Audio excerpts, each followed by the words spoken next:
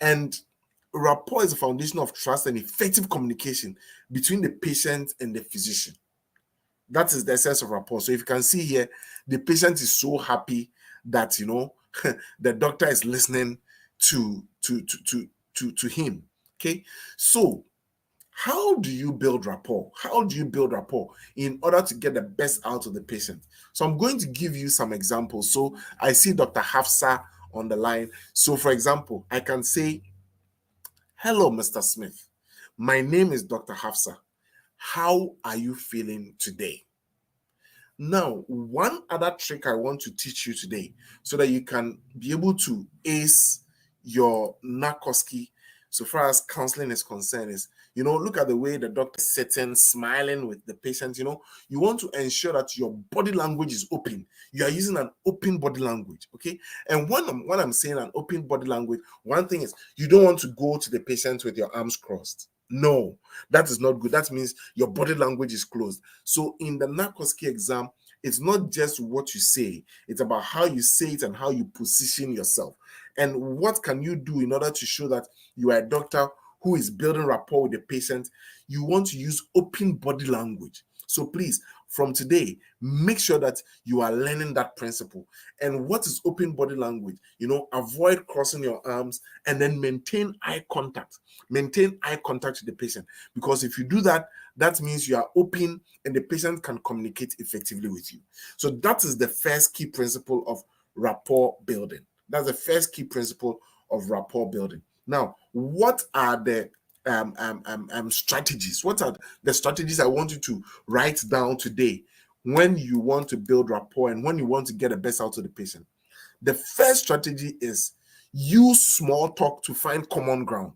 So, for example, you've gone in, hi, I'm Dr. Khadija too, or hi, I'm Dr. Jackie Lou. Okay, I'm going to be your doctor in the NAC OSCE clinic today. The patient responds. And then what kind of small talk can you use? I'm going to give you this trick. So using small talk to break the ice, you can really say, like, for example, it's summer, and those who are going to write the exam in September, it may be summer getting to fall thereabout. So you can just even talk about something very simple. It's been really sunny lately, hasn't it? Have you had a chance to enjoy the nice weather? This is innocuous. This is a very simple language. You don't need to worry so much about, the patient will also definitely get a response for you, okay? Where you go like, look, it's been sunny lately, hasn't it? Have you had a chance to enjoy the weather? Or if you are taking your exam in the winter, you can say, I noticed it's a bit chilly today. Did you stay warm on your way here? This is nothing to do with the medical encounter, but the way you put it, it causes the patient to know that, okay, this doctor is really, really interested in me. Okay, so why are you supposed to use these small talks? The trick is that it is neutral language and it is easy to relate to, and it helps the patient to feel more heard, and it's like, something you can discuss before you can break into something, critical. So that's one thing I really want you to pay attention to. It's simple language, just talking about the weather, just talking about maybe the patient's hobby. You don't really know, and that can really cause the patient to open up. So please remember, don't go with crossed arms.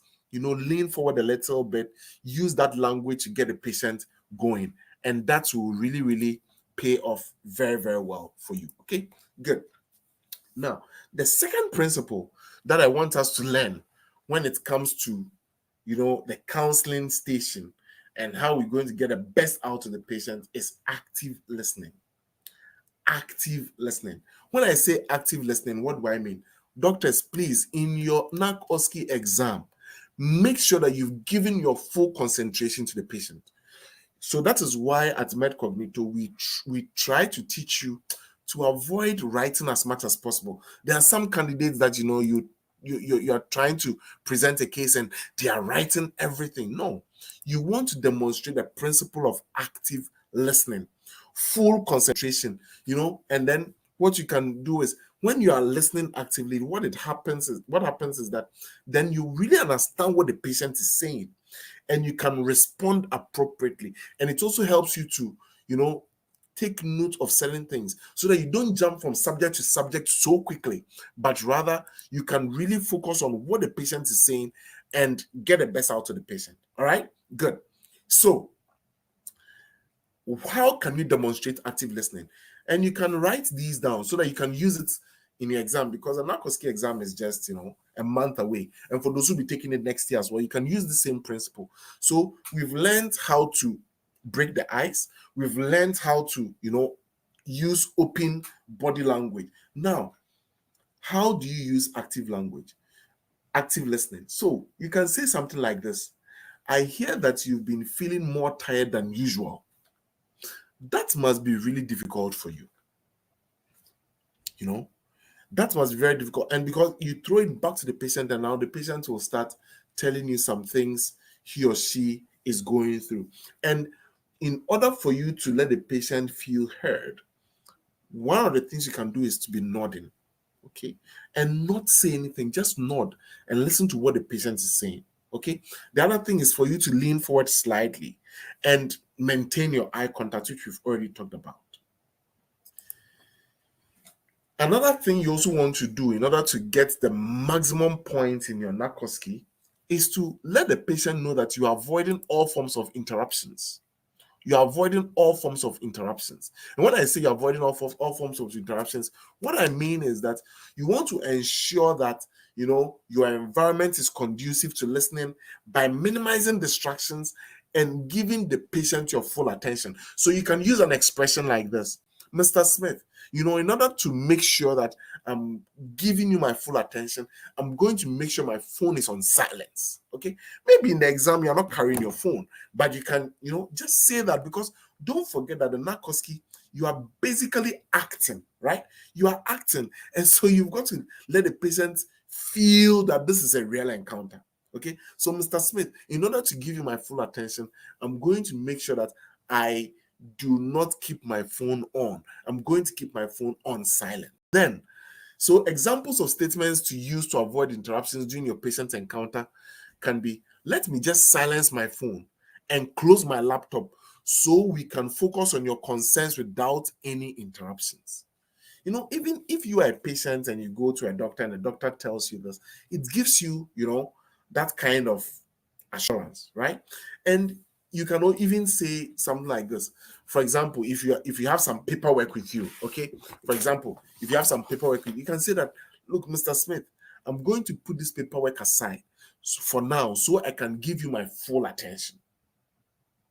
If you want to break the ice properly and you want to get the best out of the patient, these are some of the expressions you can use. And these statements, show that the doctor is consciously removing potential distractions and prioritizing the patient's needs. Because in your board exam, you want to make sure that the patient feels that he or she is the one on top, right?